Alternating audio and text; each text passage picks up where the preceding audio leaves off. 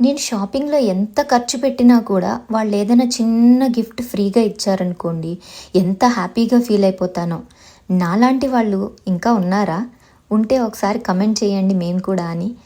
And నాకు ఈ product కొన్నప్పుడు ఒక చిన్న గిఫ్ట్ వచ్చింది. నాకది చాలా చాలా హ్యాపీగా అనిపించింది. అండ్ ఈ వీడియోలో నేను చూపించేవి అమ్మవారి కాళ్ళు, చేతులు అండ్ పట్టు చేతులతో క్లాత్ తోటి వాళ్ళు స్టిచ్ చేసి ఇచ్చారు నీట్‌గా. 8 ఇంచెస్ లెంత్ వచ్చాయి. అండ్ నేను ఇది అమ్మవారి శారీ 2 బ్లౌజెస్‌తో డ్రేప్ చేశాను. ఇలా చిన్నగా అమ్మవారు కూర్చున్నట్టుగా.